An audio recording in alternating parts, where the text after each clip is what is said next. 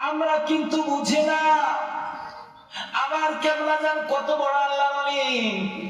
আমি অনেক সময় ঘটনাটা বলি, আজকেও বলে যাই। যশোরের হাতেম আলী ভাই, যে হাতেম আলী ভাই কাপড়ের ব্যবসা করত, অনেক বড় ব্যবসায়ী, তার বাড়ি হলো যশোর। বেনাপুল থেকে তিনি কাপড় নিয়ে আসতেন, কাপড়ের ব্যবসা করতেন। কাপড়ে গায়ে খুলতে যায় চোখে বেলের বাড়ি লেগে চোখটা ফেটে গেছে, পানিও নাই মনিও নাই। এমন সময় সন্তানরা দিকে বলতেছে, আব্বা যান তাড়াতাড়ি আপনাকে হসপিটালে নেওয়া লাগবে। আমার কেবলা জান কত বড় আল্লাহর ওলি রে, কত বড় ডাক্তার। আজকে আপনাদেরকে বলে যাই, বিশ্বাস করলে করেন, না করলে না করেন, আমার কোনো আপত্তি নাই।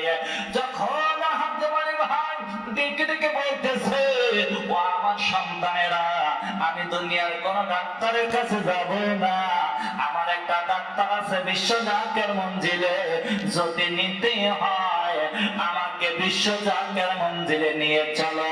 বড় ব্যবসায়িক, তার প্রাইভেট কার ছিল, সঙ্গে সঙ্গে ছেলে সন্তানদেরকে নিয়ে প্রাইভেট কারে করে যখন আসরের পরে কাবলা যারা হাজিরা দিতেন, ওই বারান্দায় সকলের নালিশ নিতেন।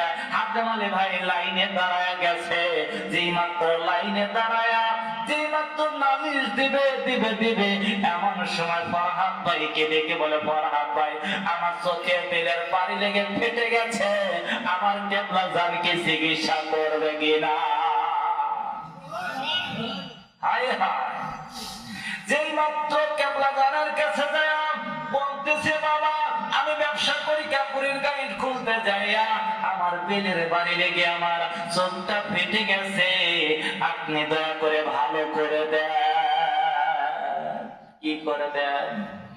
আরো জোরে হচ্ছে না, আওয়াজে মানে না, আরো জোরে।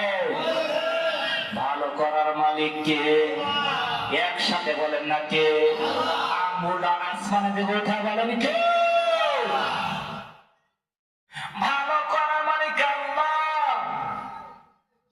যুদ্ধের ময়দানে হযরতে কাঁটাটা তীরের আঘাত লেগে চক্ষুটা বের হয়ে চলে এসেছে, হাতে করে নিয়ে তীর সহ নবীর সামনে যায়া বলি, ইয়া রাসূলুল্লাহ, আপনি আমার চোখটা ভালো করে দেন। সাহাবী কি শিরক করছে? এ জোরে বলেন, শিরক করছে? ভালো করার মালিক কি? আল্লাহ রাসূল নাম দিয়ে বলো, ও কাতাদা, তুমি কি চোখ চাও না আল্লাহর জান্নাত চাও? কাতাদা ডাক দিয়া বলে, ইয়া রাসূলুল্লাহ, আমার জান্নাতের দরকার নাই, আমার চোখ আপনি ভালো করে দেন। আপনারা নামাজ পড়েন কিসের জন্য? রোজা রাখেন কিসের জন্য? কথা কয় না। জান্নাতের আশায় সব আমল করি আমরা, ঠিক কিনা জোরে বলেন?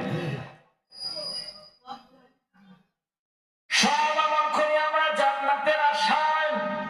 কাতাদা ডাক দিয়া বলে, ইয়া রাসূলুল্লাহ, আমার চোখটা আপনি ভালো করে দেন, আমার জান্নাতের দরকার নাই। নবী ডাক দিয়া বলে, কাতাদা, দেও তোমার চোখটা, চোখটা চোখের জায়গায় লাগায়া একটু থুতু মুবারক দিয়া তুলে দেওয়ার সাথে সাথে সাথে সাথে চোখটা আগের চাইতে ভালো হয়ে গেল। নবীর থুতু মুবারকের দাম আছে না নাই? একসাথে বলেন, আছে না নাই? আর এক জাতীয় বিয়াদব আছে, কয় নবীর থুতু দিয়ে গন্ধ বেরোতে, তো জিব্রাইল বলে যে নবী আপনি মিসওয়াক করেন, আপনার মুখ দিয়া থুতু দিয়া গন্ধ খায়। হায় হায়, নবী রাহমাতুল্লিল আলামিন থুতু ফেলার সময় সাহাবীরা হাত বেঁধে থাকতো, যার হাতে পড়তো গলা দিয়া চেহারায় মালিশ করার সাথে সাথে মেশকাম্বরে ঘেরান পাওয়া যেত।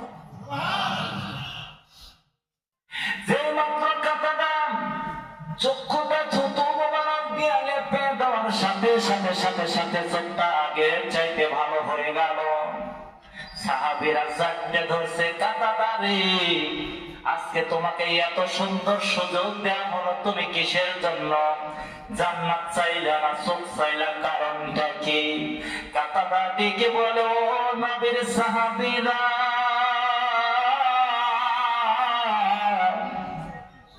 আমি এই জন্য চোখ চাইলাম, এই চক্ষু দিয়ে আমি আমার নবীকে দেখতে পারবো, এই চক্ষু দিয়ে আমি আমার নবীর পিছনে সময় দিতে পারবো, যুদ্ধের ময়দানে যেতে পারবো, যুদ্ধ করতে পারবো। নবীর পিছনে সময় দিয়া নবীর পিছনে খেদমত করে কেউ জাহান্নামে যাবে না। নবীর পক্ষে থাইকা কি জাহান্নামে যাবে? চলো বলেন, যাবে? ও নবীর সাহাবীরা, এই জন্য আমি চক্ষু চাইলাম, আমি জান্নাত চাইলাম না। জান্নাত তো এমনি আমাকে তালাশ করবে। আমার কেবলা জান দেখে বলে, হাতে মালি দেখি তোমার চোখটা, দেখে পানিও নাই মনিও নাই। আমার কেবলা জান ডাকতে বলতেছে, হাতে মালি তাড়াতাড়ি যাও হসপিটালে, আমি তো ডাক্তার না, তুমি ডাক্তারের কাছে যাবা, এখানে আসছো কিসের জন্য? কেবলা জানের কথা শুনে হাতে মালি ভাই ডাক দিয়া বলে, ও দয়াল বাবা জান, আপনি যদি আমার চিকিৎসা না করেন আমি কোন ডাক্তারের কাছে যাব না।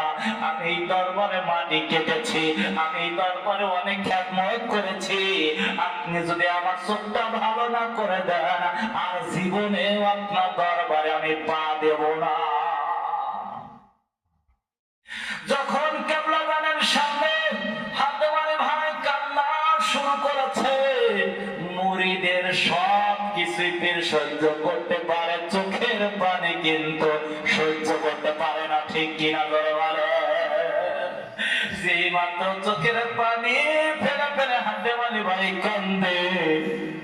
আমার কেবলা জান বললেন, আসেন বাবা দেখি, আসেন বাবা দেখি, এই বলে শাহাদাত আঙ্গুল একটু চোখে চতুর সাইডে ঘরণ দিলেন।